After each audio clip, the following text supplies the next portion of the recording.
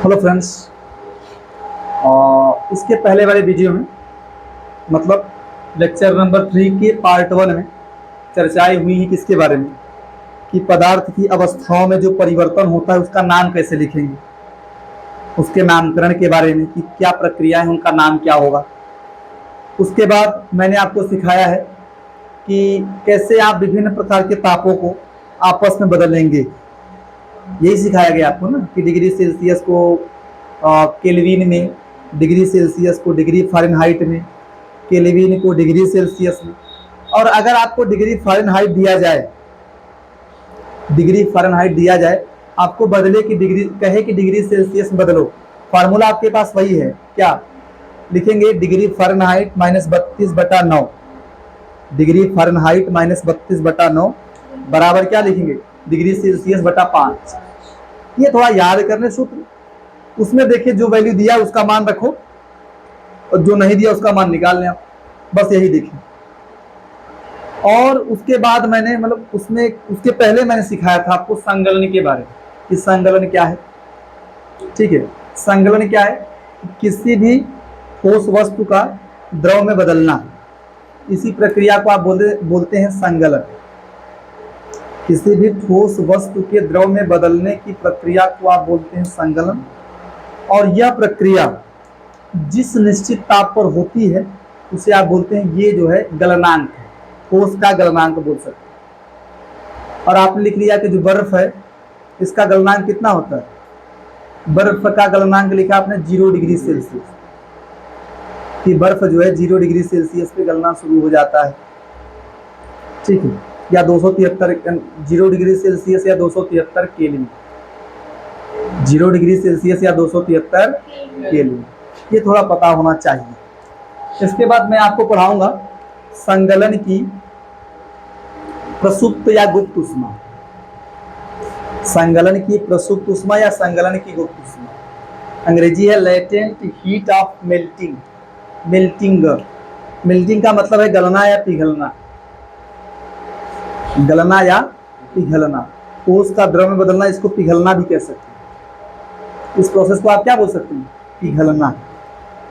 ठीक है, तो ध्यान दें, ये किसे कहते हैं? संगलन की प्रसुप्त उष्मा क्या है? बोलते हैं कि वायुमंडलीय दाब पर, ध्यान दें, वायुमंडलीय दाब पर वह तापमान, वायुमंडलीय दाब पर ऐसा लिखें ना, वायुमंडलीय दाब पर 1 ग्राम या 1 किग्रा के ठोस को उसके गलनांक पर, वायुमंडलीय दाब पर 1 ग्राम या 1 किग्रा के ठोस को उसके गलनांक पर, जो उसका गलनांक है, गलनांक पर द्रव में परिवर्तित होने की प्रक्रिया को, प्रक्रिया के लिए, द्रव में परिवर्तित होने के लिए, या फिर हाँ प्रक्रिया के लिए मत बोलो, द्रव में परिवर्तित होने के लिए आवश्यक उष्मा को आप क्या बोलते हैं? संगलन की प्रसुप्त या गुप्त उष्मा। फिर से सुन लें कि वायुमंडलीय दाब होगा, 1 किग्रा या 1 ग्राम का ठोस लीजिए, उसको बदलना है द्रव में, उसके गलनांक पर। कोई ठोस एक निश्चित ताप पर द्रव में बदलता है ना, जिसको आप उसका कहते हैं गलनांक। ठीक है, तो यही है कि वायुमंडलीय दाब पर 1 ग्राम या 1 किग्रा के ठोस को उसके गलनांक पर द्रव में परिवर्तित करने के लिए आवश्यक उष्मा की मात्रा को या आवश्यक उष्मा को आप क्या बोलते हैं? संगलन की, हाँ, प्रसुप्त या गुप्त उष्मा। आप लिख लें, देखो वायुमंडलीय दाब पर, वायुमंडलीय दाब पर 1 किग्रा या 1 ग्राम के ठोस को, 1 किग्रा या 1 ग्राम के ठोस को उसके गलनांक पर, उसके गलनांक पर द्रव में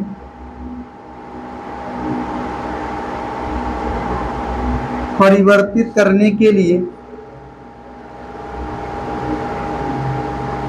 परिवर्तित करने के लिए आवश्यक ऊष्मा को या ऊष्मा की मात्रा को भी कह सकते हैं, आवश्यक ऊष्मा की मात्रा को संगलन की प्रसुप्त या गुप्त ऊष्मा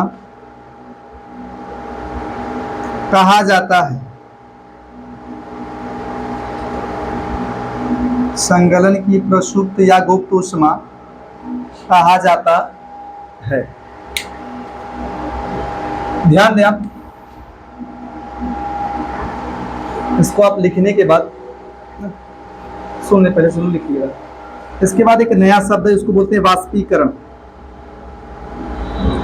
वाष्पीकरण या आप इसको बोलते हैं वाष्पन, इसको बोलते हैं इवापोरेशन।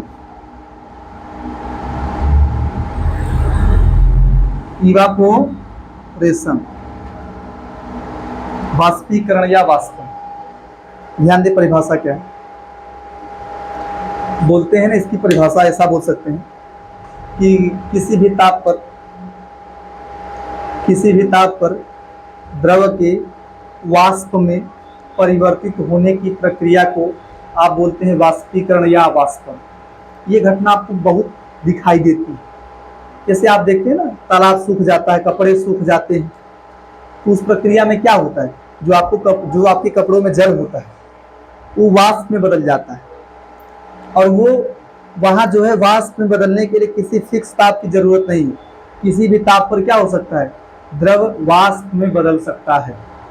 हाँ, ये बात है कि ताप अगर ज्यादा होगा तो जल्दी बदलेगा वाष्प में, ताप अगर कम होगा तो वाष्प में जल्दी नहीं बदलेगा। लेकिन आपको ये बात नहीं करनी कि वाष्पन कम होगा कि ज्यादा होगा, हमको बात करना है वाष्पन होता है कि नहीं। तो वाष्पन या वाष्पीकरण किसी भी ताप पर हो सकता है। हाँ, ज्यादा या कम हो सकता है ताप के हिसाब से। ताप ज्यादा रहेगा तो वाष्पीकरण ज्यादा होगा, ताप कम रहेगा तो वाष्पीकरण क्या होगा, कम। तो आपको इससे मतलब नहीं, बस आप ये जानते रहिए किसी भी ताप पर द्रव अगर वाष्प में बदल रहा है तो इस प्रक्रिया को आप क्या बोलते हैं, वाष्पीकरण या वाष्प। या ऐसा भी एक मॉडर्न परिभाषा है कि किसी द्रव के अपने क्वथनांक से कम ताप पर, कम किसी भी ताप, अगर कोई द्रव है वह अपने क्वथनांक, आप बोलने की क्वथनांक क्या है। जैसे देखो, क्वथनांक का मतलब ये होता है ना कि अगर कोई द्रव है जिस ताप पर उबलना शुरू कर देता है, उस ताप को देखो वाष्प में बदलना ये थोड़ा सा है, वो भी है वाष्प बदलेगा तो भी कहाँ बदलेगा, वाष्प में। आप अपने आसपास जो जल देखते हैं वहां उबलता नहीं है जल, लेकिन फिर भी कहाँ बदलता है, वाष्प में बदलता है। लेकिन अगर आप जब घर में एक्सपेरिमेंट करते हैं तो आप ताप बढ़ाते हैं अपनी इच्छा अनुसार, ठीक है। तो वहां ध्यान दें, बता दिया जा रहा है कि अगर कोई द्रव अपने क्वथनांक क्या है कि अगर मतलब हर द्रव के लिए फिक्स होता है क्वथनांक, यह द्रव जो है इतने ताप पर उबलना शुरू हो जाएगा। क्वथनांक का मतलब है उस ताप पर द्रव उबलेगा। उस ताप पर, जब किसी ताप पर द्रव में उबलने की प्रक्रिया शुरू हो जाती है, उसी ताप को आप क्या बोलते हैं, क्वथनांक। और वह क्वथनांक भी हर द्रव का फिक्स होता है। जल का जो क्वथनांक होता है 100 डिग्री सेल्सियस। कितना होता है, 100 डिग्री सेल्सियस पर जल में उबलने की प्रक्रिया शुरू हो जाती है। तो जल का क्वथनांक जो है कितना होता है, 100 डिग्री सेल्सियस। तो अगर देखो, बता रहे हैं कि 100 डिग्री सेल्सियस पर जल वाष्प में बदलेगा, इस प्रक्रिया को बोलते हैं क्वथन। क्या बोलते हैं, क्वथन।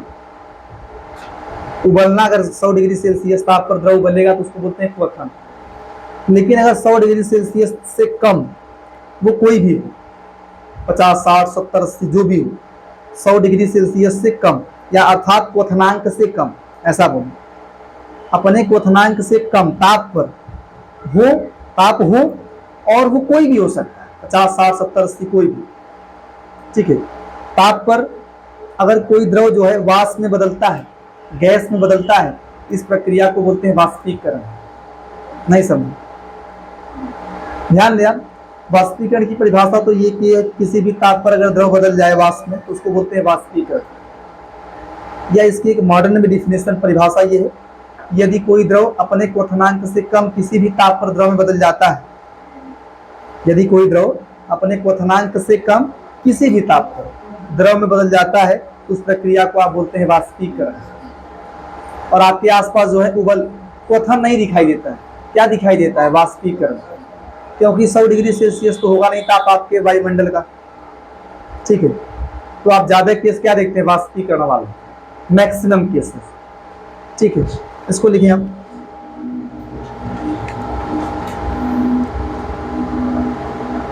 किसी भी ताप पर द्रव के वाष्प में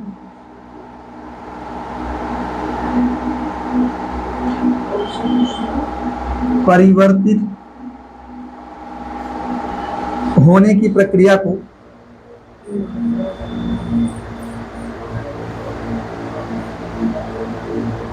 प्रक्रिया को क्या कहते हैं? वाष्पीकरण या वाष्पन। वाष्पीकरण या वाष्पन कहा जाता है।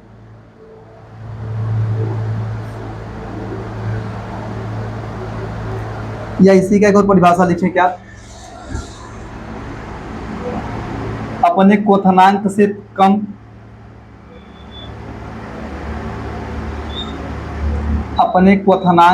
कम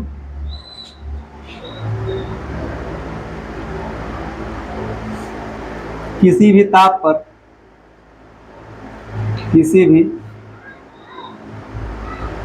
पर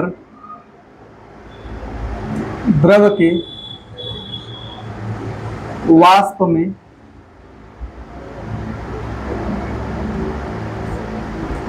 में परिवर्तित होने की प्रक्रिया को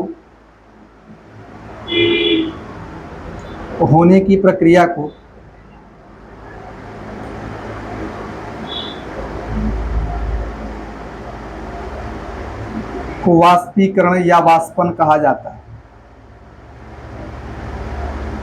वाष्पीकरण या वाष्पन कहा जाता है।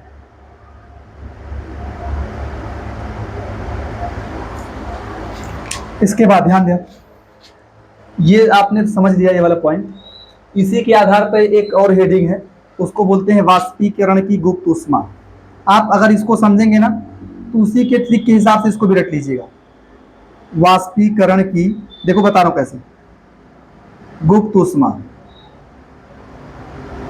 वाष्पीकरण की गुप्त ऊष्मा, इसको बोल देते हैं क्या? Latent heat of evaporation. Latent heat of, गुप्त ऊष्मा को अंग्रेजी में बोलते हैं लेटेंट हीट। हाँ, कि वाष्पीकरण की गुप्त ऊष्मा ये क्या है? देखो ध्यान से, वाष्पीकरण की प्रक्रिया लागू किस पर होती है? द्रव पर। द्रव दिखाते हैं ना, तो आप यहां बोलेंगे 1 किग्रा या 1 ग्राम वायुमंडलीय दाब पर 1 किग्रा या 1 ग्राम के द्रव को उसके क्वथनांक पर, यहाँ गलनांक था, यहाँ क्या बोलेंगे? क्वथनांक। बहुत आसान हो जाएगा। वायुमंडलीय दाब पर 1 किग्रा या 1 ग्राम के द्रव को उसके क्वथनांक पर वाष्प में परिवर्तित करने के लिए आवश्यक ऊष्मा की मात्रा को क्या कहा जाता है? हाँ, वाष्पीकरण की गुप्त ऊष्मा। आसान है, अगर आप इसको पढ़े ना फिर ये दोनों काम हो जाएगा। ये आप यहाँ क्या बोलते हैं कि वायुमंडलीय दाब पर 1 किग्रा या 1 ग्राम के ठोस को उसके गलनांक पर द्रव में बदलने के लिए आवश्यक ऊष्मा की मात्रा को या ऊर्जा की मात्रा को आप बोलते हैं क्या? संगलन की प्रसुप्त ऊष्मा। यहाँ कुछ चेंज कर देना है, गलनांक के स्थान पे क्वथनांक कर देना है, क्योंकि द्रव है ना। हाँ, तो बोलेंगे कि हाँ कि वायुमंडलीय दाब पर 1 किग्रा या 1 ग्राम के द्रव को उसके क्वथनांक पर, हाँ, कहाँ बदलना है? द्रव को वाष्प में बदलना है। वाष्प में परिवर्तित करने के लिए आवश्यक ऊर्जा की ऊष्मा की मात्रा को आप क्या बोल देते हैं? वाष्पीकरण की गुप्त ऊष्मा। लिखिए वायुमंडलीय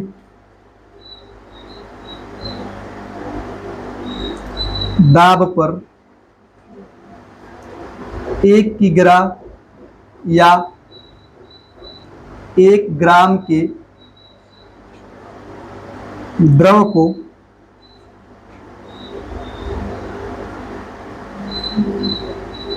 उसके क्वथनांक पर वाष्प या गैस ना, वाष्प या गैस भी कह दो, गैस में परिवर्तित करने के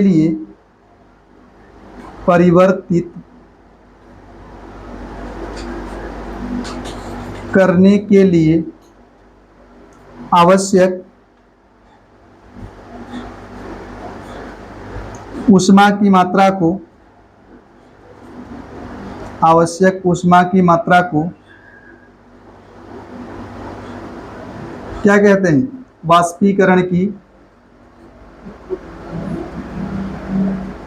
वाष्पीकरण की गुप्त ऊष्मा कहा जाता है। गुप्त ऊष्मा कहा जाता है। आपको ये दोनों याद हो जाने चाहिए, आसान, फटाफट लिखिए।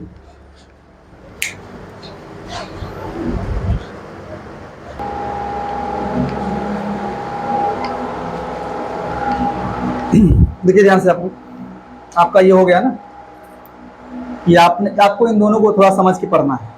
ये क्या है? संगलन की प्रसुप्त ऊष्मा क्या है? वाष्पीकरण की गुप्त ऊष्मा क्या है?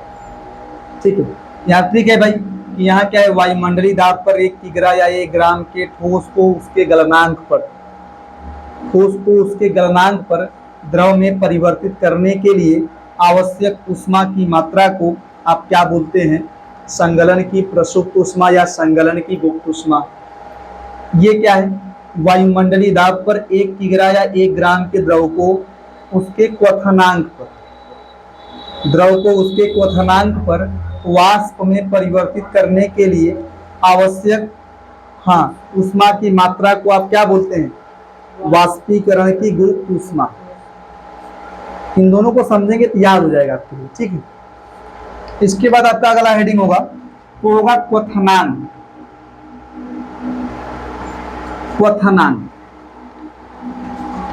ठीक है, क्वथनांक क्या है? अंग्रेजी में बोलते हैं बॉइलिंग पॉइंट।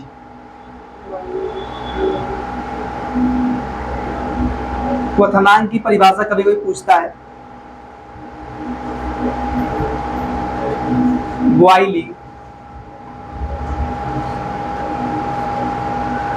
पॉइंट क्या है? बोलते हैं वायुमंडलीय दाब पर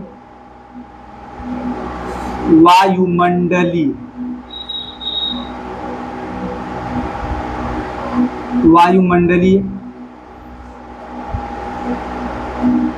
दाब पर वह ताप या वह निश्चित ताप भी कह सकते हैं ना, वह ताप या आप निश्चित ताप भी कह देंगे, वह ताप जिस पर जिस पर द्रव में उबलने की प्रक्रिया शुरू हो जाती है, उबलने, जिसको आप कह सकते हैं क्वथन। क्या कह सकते हैं? उबलना को अपने भाषा में क्या बोल सकते हैं? क्वथन की प्रक्रिया शुरू हो जाती है,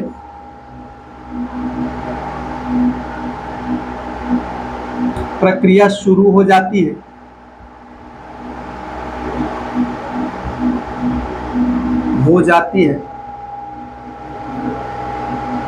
क्या कहलाता है? द्रव का क्वथनांक कहलाता है। द्रव का क्वथनांक, क्वथन अंक मतलब क्वथन के लिए कितना चाहिए टेम्परेचर, उबलने के लिए कितना टेम्परेचर चाहिए, तो वही मिला के बोलते हैं क्वथनांक। क्वथन का मतलब ये नहीं है, क्वथन का मतलब ये है कि जब उबलने की प्रक्रिया शुरू होगी वायुमंडलीय दाब पर, यदि किसी निश्चित ताप पर द्रव में उबलने की प्रक्रिया शुरू होती है, इस प्रक्रिया को बोलते हैं क्वथन। वायुमंडलीय दाब पर और कोई निश्चित ताप है जिस पर द्रव में उबलने की प्रक्रिया शुरू होती है, जिसे आप क्वथन कहते हैं। क्या कहते हैं? क्वथन। और इस तापमान को आप क्या बोल देते हैं? क्वथनांक।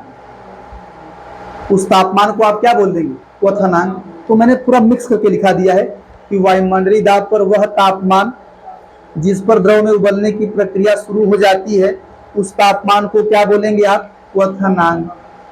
मैंने ताप की बात कर ली, लेकिन जो उबल रहा है उसको बोलेंगे क्वथन। ठीक है, लिख रहे हैं आप, द्रव का क्वथनांक कहलाता है।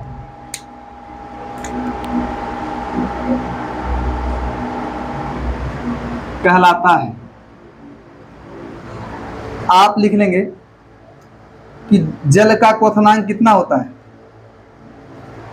जल का क्वथनांक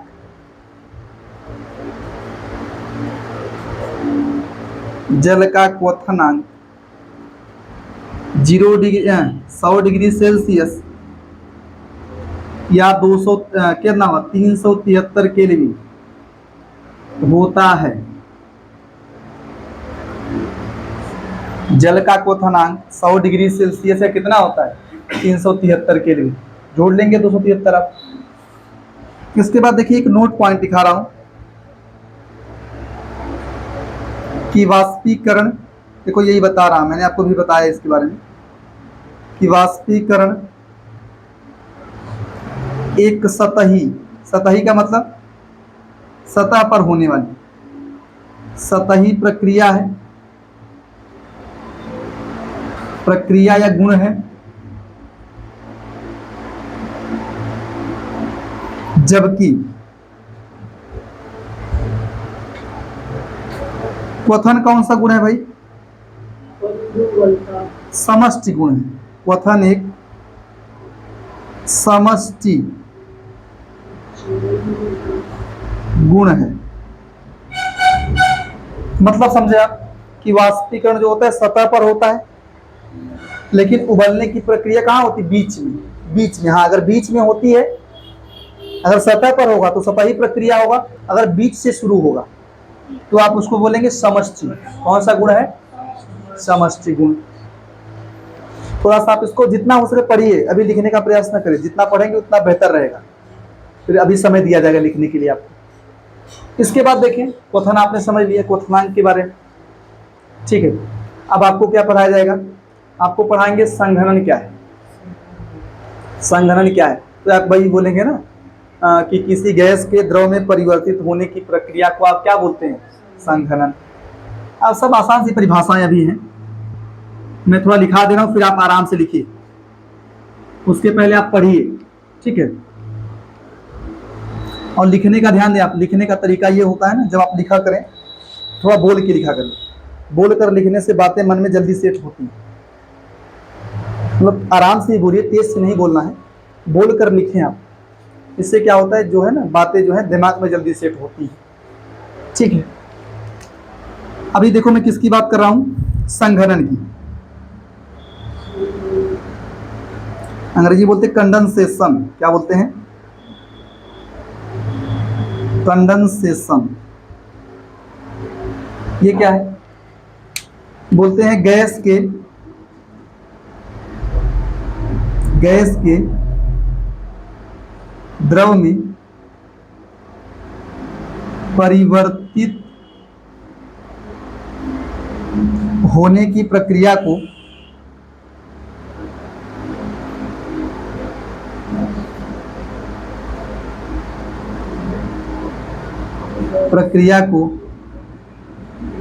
क्या कहा जाता है? संघनन कहा जाता है।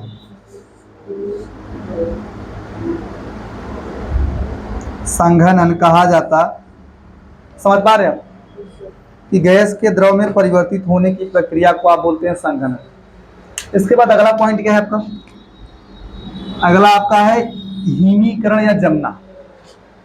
ये थोड़ा इंपॉर्टेंट पॉइंट। हिमीकरण या जमना।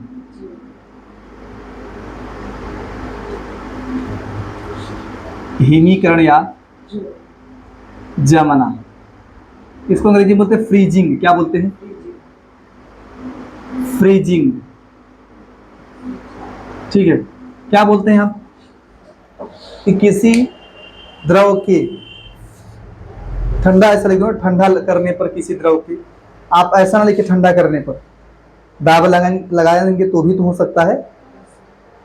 तो मैं केवल इसलिए ठंडा या दाब की बात नहीं कर रहा, मैं केवल प्रोसेस को बोल रहा हूं कि अगर ऐसा हुआ, अगर द्रव कभी ठोस में बदला तो आप उसको जमना बोल देंगे।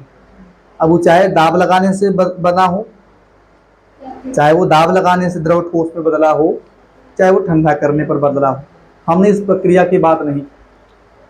ठीक है। तो यही बोलते हैं कि द्रव के ठोस में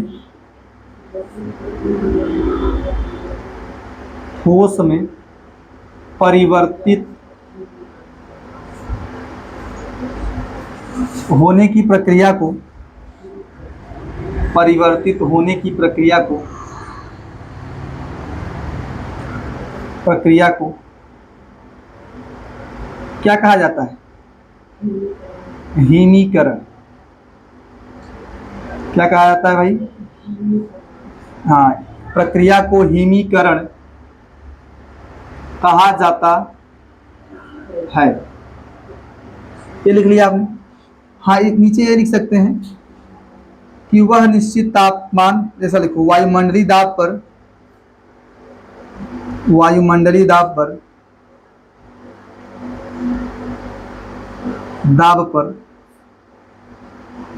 वह निश्चित तापमान या वह निश्चित ताप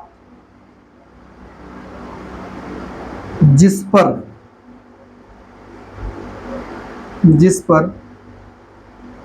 द्रव ठोस में परिवर्तित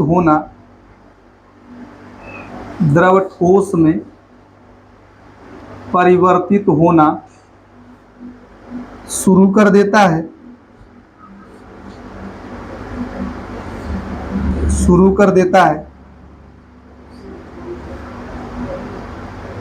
क्या कहलाता है भाई?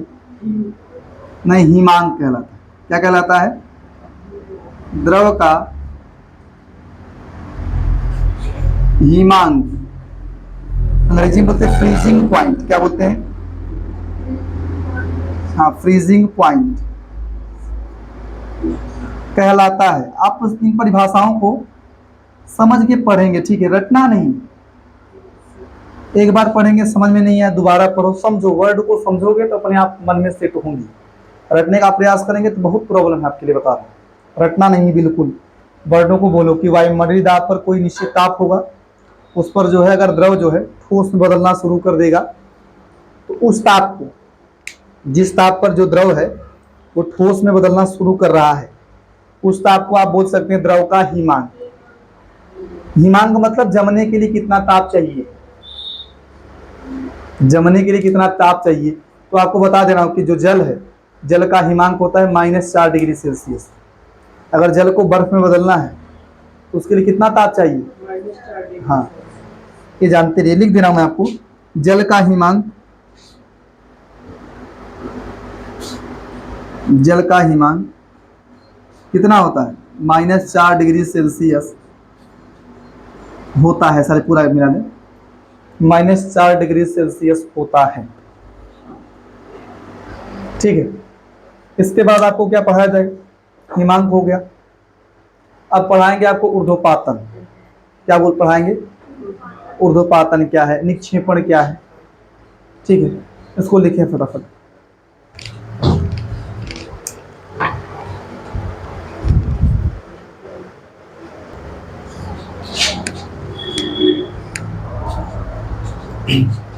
देखिए ध्यान से आप लोग, आपका हो गया ये सब। आपने क्वथनांक पढ़ लिया और हिमांक के बारे में थोड़ा बहुत जाना कि हिमांक क्या है, कि जब कोई किसी निश्चित ताप पर, वायुमंडलीय दाब पर वह निश्चित तापमान जिस पर क्या होता है, कोई जो है द्रव पदार्थ या द्रव ठोस में बदलना शुरू हो जाता है या शुरू कर देता है, तो उस तापमान को आप क्या कहते हैं? वो उसका हिमांक है। ठीक है, ये थोड़ा जानते रहिए आप, वर्डों पर क्लियरिटी होनी चाहिए। जल का हिमांक लिखाया गया है -4 डिग्री सेल्सियस। इसके बाद देखें आप, आपको पढ़ाया जाएगा ऊर्ध्वपातन। यही है आपका, यही तो है। अगला जो पॉइंट है वो है ऊर्ध्वपातन। क्या है ऊर्ध्वपातन? समझे ध्यान से। ऊर्ध्वपातन,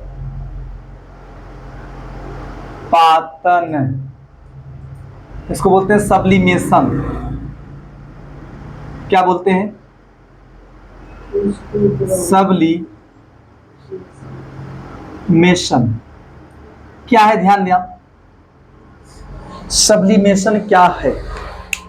ध्यान दिया, मतलब यही पढ़ा है आपने ना, या मैंने आपको थोड़ा बताया था, अभी हाल में ही बताया था मैंने कि सब्लिमेशन क्या है, ऊर्ध्वपातन क्या है। यदि कोई ठोस पदार्थ द्रव में परिवर्तित ना होकर, मान लीजिए गर्म किया जा रहा है, चलो गर्म करने पर यदि कोई ठोस पदार्थ द्रव में परिवर्तित ना होकर सीधे गैस में परिवर्तित हो जाता है, तो इस प्रक्रिया को क्या कहा जाता है? ऊर्ध्वपातन। गर्म किया जाए ठोस को, लेकिन वो द्रव में ना बदले, सीधा गैस में बदल जाए, तो इस प्रक्रिया को आप क्या बोलते हैं? ऊर्ध्वपातन। और वे पदार्थ जो ठोस से सीधा गैस में बदलते हैं, या जो गर्म करने पर ठोस अवस्था से सीधा गैस अवस्था में परिवर्तित होते हैं, ऐसे पदार्थों को ऊर्ध्वपातज पदार्थ कहा जाता है। उसके एग्जाम्पल्स मैं आपको लिखाऊंगा। क्या क्या एग्जाम्पल्स हैं मैं बता दे रहा हूँ। एक है आपका सबसे बढ़िया कपूर, उसके अलावा एक है आयोडीन, और एक है नेप्थालीन, एक है एंथ्रासीन। नहीं सुना आपने? नेप्थालीन है, एंथ्रासीन है, एक है नौसादर। लेकिन अभी आप एक दो एग्जाम्पल जानते रहो जो कि आसान है। आयोडीन जानते रहिए आप, मैं लिखाऊंगा सब एग्जाम्पल्स, लेकिन आप एक दो एग्जाम्पल हमेशा आपको याद होना चाहिए। कपूर, आयोडीन, ये सब याद होने चाहिए। ठीक है, तो ध्यान दें आप, क्या है ये? बोलते हैं गर्म करने पर यदि कोई ठोस पदार्थ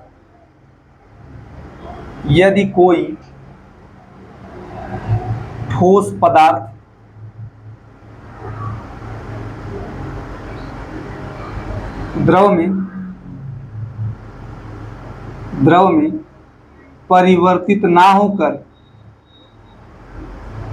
या परिवर्तित न होकर, ऐसा लिखो, न होकर सीधे गैस अवस्था में, ना सीधे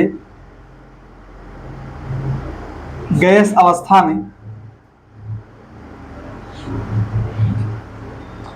में परिवर्तित हो जाता है,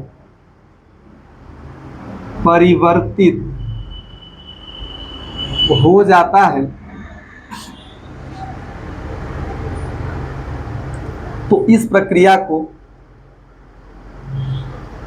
तो इस प्रक्रिया को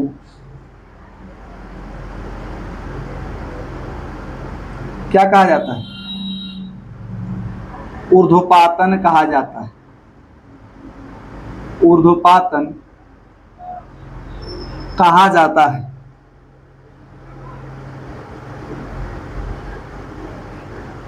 ठीक है, लिख सकते नीचे आप, जो पदार्थ गर्म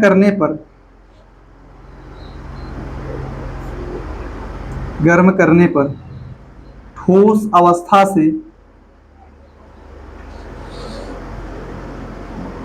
अवस्था से सीधा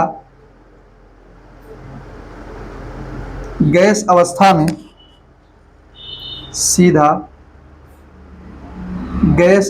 में परिवर्तित होते हैं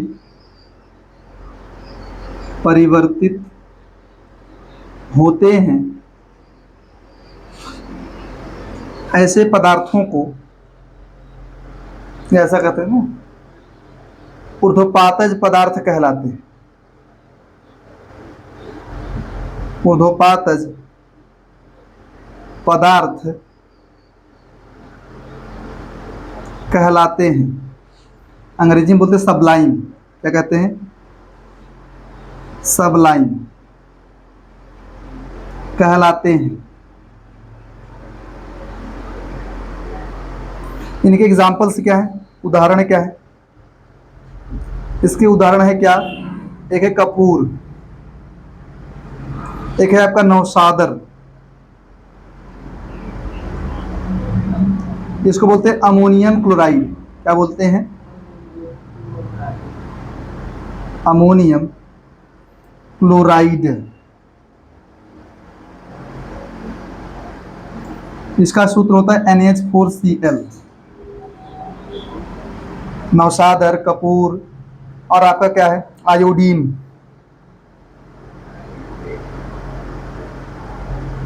क्या है? आयोडीन। और क्या है? नेप्थालीन।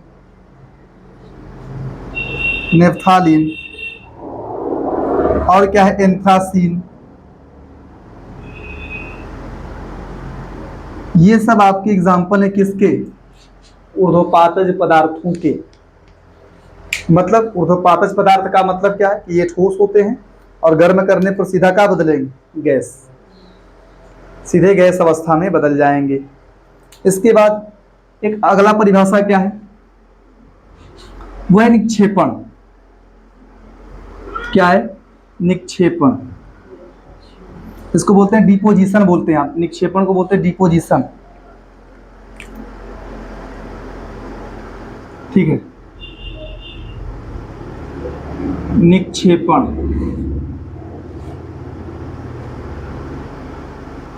तो आप यहां बोल सकते हैं ना, ठंडा करने पर या दाब लगाने पर।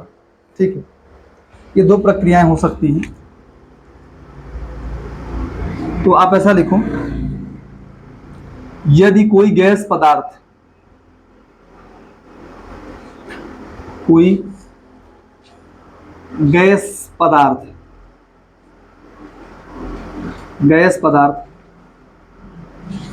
ठंडा करने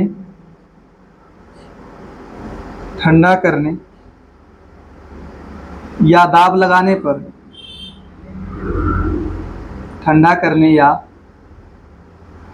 लगाने पर तो द्रव अवस्था में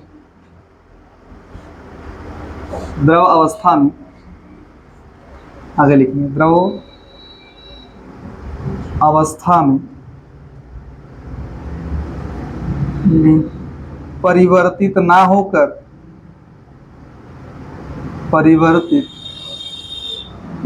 होकर सीधे ठोस अवस्था में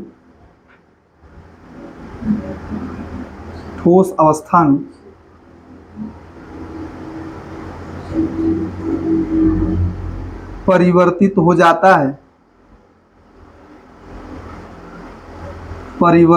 जाता है, तो ऐसे पदार्थों को तो ऐसे पदार्थों को क्या कहा जाता है? निक्षेपण पदार्थ कहा जाता है। निक्षेपण पदार्थ कहा जाता है।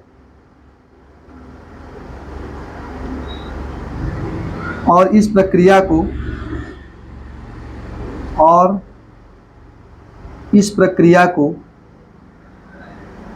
क्या कहा जाता है? निक्षेपण। इस प्रक्रिया को निक्षेपण कहा जाता है। इसका एग्जाम्पल जानते हैं क्या है? देखो मैं जानकारी बता रहा हूं, जो आपके ऊर्ध्वपातज पदार्थ नहीं है वही इसके उदाहरण है। क्यों? मैं समझाऊंगा तरीके से क्यों इसके उदाहरण है। ये ऊर्ध्वपातज पदार्थ क्यों इसके उदाहरण है, समझे आप? पहले ये देखो, आपने कहा कि गर्म करने पर यदि कोई ठोस पदार्थ द्रव में परिवर्तित ना होकर सीधे गैस अवस्था में परिवर्तित होता है तो उसी में आप मिला के लिख सकते। तो ऐसे पदार्थों को ऊर्ध्वपातज पदार्थ कहा जाता है और इस प्रक्रिया को ऊर्ध्वपातन कहा जाता है। ऐसा भी लिख सकते हैं शॉर्ट में कि वे पदार्थ जो गर्म करने पर द्रव में परिवर्तित ना होकर सीधे गैस अवस्था में परिवर्तित होते हैं तो ऐसे पदार्थों को क्या कहा जाता है? ऊर्ध्वपातज पदार्थ कहा जाता है और इस प्रक्रिया को क्या बोलते हैं? ऊर्ध्वपातन। ऐसा भी पढ़ सकते हैं आप, या तोड़ के अलग से लिखो, ठीक है, जो आपको अच्छा लगे लिख लीजिए। इसको बताना हो चाहे जो बताइए, कोई भी तरीका लिखिएगा बाद में अगर लिखना हो, ठीक है, या तो ऐसे लिखें। और एग्जाम्पल दिया गया ऊर्ध्वपातज पदार्थों का। ऊर्ध्वपातज पदार्थों का एग्जाम्पल क्या है? कपूर, नौशादर। हाँ, वही एक ही बात है। नौशादर को ही कहते हैं अमोनियम क्लोराइड, उसका रासायनिक नाम है। मैं समझाऊंगा आपको। ये आयोडीन है, नेप्थालीन है, एंथ्रासीन है, ठीक है। इसके बाद यह निक्षेपण। निक्षेपण क्या बोल रहा है? यदि कोई गैसीय पदार्थ जिस पे दाब लगाया जाए या ठंडा किया जाए, ऐसा कह सकते हैं, तो द्रव अवस्था में ना बदले, सीधे कहाँ बदल जाए? हाँ, नहीं, गैस ही है, ठंडा किया जाएगा तो गैस को ठंडा करने पर क्या बनता है? द्रव बनता है। थोड़ा याद होना चाहिए आपको, गैस को ठंडा किया जाए तो क्या बनता है? द्रव। लेकिन वो द्रव में नहीं बदले, सीधा कहाँ बदल जाए? ठोस में। तो ऐसे पदार्थों को कहा जाता है निक्षेपण पदार्थ। और इस प्रक्रिया को बोलते हैं क्या? जिसमें जो है गैस सीधा ठोस में बदल रहा है, तो इस प्रक्रिया को बोलते हैं निक्षेपण। जो आपके मतलब कि जो ऊर्ध्वपातज पदार्थ हैं वही इसके एग्जाम्पल, किसके? निक्षेपण पदार्थ के एग्जाम्पल। क्यों बता रहा हूँ? क्यों? इसके लिए जानते हैं क्या एक्सपेरिमेंट किया गया? क्या किया गया ना, एक पात्र लिया गया, ऐसे इस टाइप का पात्र लिया गया था, मैं से मान ले रहा हूँ, ठीक है। एक पात्र लिया गया था, यहाँ रुई लगा दिया गया था, रुई का टुकड़ा यहाँ पे रख दिया गया। मान लीजिए नौशादर रख दिया जाए। क्या रख दिया गया? नौशादर। अब इसको गर्म किया गया। एनसीईआरटी का एक्सपेरिमेंट है, समझा रहा हूं कि ये पदार्थ ये क्यों, ठीक है। तो देखो ये गर्म किया गया। गर्म करने के बाद ये पता है नौशादर द्रव में नहीं बदलेगा, सीधा कहाँ बदलेगा? ठोस में। ठोस है, द्रव में नहीं बदलेगा, सीधा गैस में बदलेगा। अब गैस में बन के ना ये वाष्पीकृत होगा, मतलब ये समझे गैस बन के उड़ेगा ये। और ये रुई क्यों लगाया गया है? ताकि ये गैस बाहर ना जा सके, गैस ये बाहर ना जा सके, ठीक है। इसके बाद क्या है ना, इसके बाद क्या है, अगर आप इसको हटा लें, मतलब एक बार गैस बन गया फिर हटा लो, कुछ समय के लिए ठंडा होने के लिए छोड़ दें, तो कुछ समय के लिए जब ठंडा होने के लिए छोड़ दिया गया तो ऐसा देखा गया कि ये जो गैस था, गैस से द्रव में नहीं बदला। ठंडा जब हुआ मतलब ठंडा होने के बाद ये गैस से द्रव में नहीं बदला, सीधा कहाँ बदला? ठोस में। गैस से द्रव में ना बदलकर सीधा कहाँ बदला? ठोस में। और ठोस बनकर यहीं रह गया, इधर ऊपर ही रह गया, ठीक है। ठोस बनकर ऊपर ही रह गया, अर्थात कह सकते हैं ये इसमें दो अवस्थाएं, या तो ठोस से सीधा गैस बनेगा या तो गैस से सीधा ठोस बनेगा, ठीक है। तो अगर कोई गैस, मतलब यही है कि ध्यान दें कि ये गैस से सीधा ठोस बना, तो इस केस में किसका एग्जाम्पल हुआ? निक्षेपण पदार्थ का। निक्षेपण पदार्थ, तो जो आपके ऊर्ध्वपातज पदार्थ हैं उनको आप एग्जाम्पल देना हो तो निक्षेपण पदार्थ बोल दीजिएगा कि ऊर्ध्वपातज पदार्थ ही निक्षेपण पदार्थ के उदाहरण हैं। ठीक है, इतना लिखिएगा आप। इसके बाद जो है मैं मिलूंगा आपके अगले वीडियो लेक्चर नंबर 4 में। ठीक है, लेक्चर नंबर 4 में मैं क्या बातें करूंगा थोड़ा बता देना हूँ आपको। मैं पढ़ाऊंगा कि वाष्पीकरण को प्रभावित करने वाले कारक, वाष्पीकरण की प्रक्रिया जो है कैसे, कारक का मतलब हाँ, ऐसे कौन सी प्रक्रियाएं हैं, ऐसे कौन से कारक हैं जो वाष्पीकरण को कम करते हैं या वाष्पीकरण को बढ़ाते हैं, वाष्पीकरण की दर को बढ़ाते हैं या वाष्पीकरण की दर को कम करते हैं, उन्हीं सब कारकों के बारे में पढ़ेंगे। ठीक है, आज के लिए इतना है सब।